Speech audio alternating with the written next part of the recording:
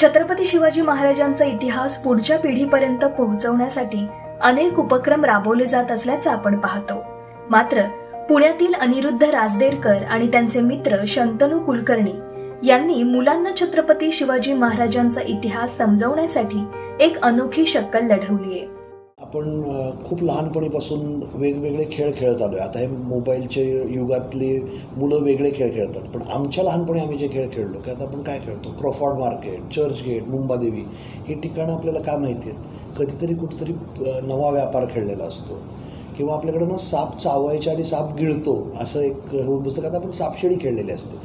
So ह्या खेळण्यांचा प्रभाव आयुष्यभर लक्षात राहतो, आयुष्यभर राहतो मुलांवरती।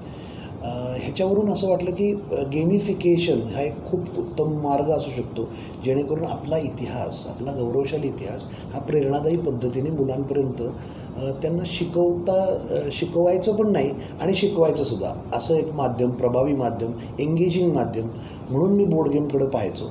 आणि मला असं वाटलं की शिवछत्रपतींचा इतिहास जो शिकवण्यासाठी प्रभावी असं माध्यम नाही आहे, आधुनिकतेच्या नावाखाली इतिहास शालेय अभ्यासक्रमातून कमी कमी होत चालला आहे। चित्रपट आणि मालिका ह्यांच्यावरतीच पालकांना अवलंबून राहायला लागतं आहे या इतिहासासाठी, आणि त्यातसुद्धा त्या दोन्ही माध्यमांची काही मर्यादा आहेत त्यांना, की ते एखाद्या प्रसंगावर किंवा नाट्य रूपांतरण करत दाखवलं जातं, तर ते अस्सल इतिहास शिकण्याचं माध्यम म्हणून नाही होऊ शकत। मोठ्या मोठ्या शोधग्रंथकारांनी जाडजूड ग्रंथ लिहिलेत, पण ते वाचणार कोण? नवीन पिढी डिजिटल युगात ते वाचणार नाही।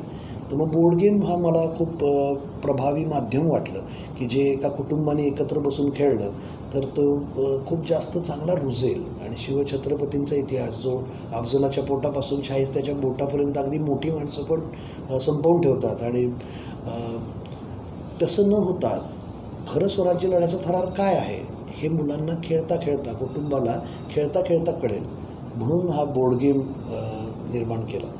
लहान मुलांचे गेम मराठी भाषेत आणि इतिहासाची माहिती देणारे असावेत या प्रेरणेतून त्यांनी व्यापार या गेमच्या धर्तीवर छत्रपती शिवाजी महाराज यांच्या जन्मस्थळ ते शिवराज्याभिषेक अशा 101 स्टेजचा मावळा दी बोर्ड गेम हा गेम तयार केलेला आहे। यामध्ये महाराजांची प्रत्येक लढाई आणि मावळ्यांचा इतिहास मांडण्यात आलाय।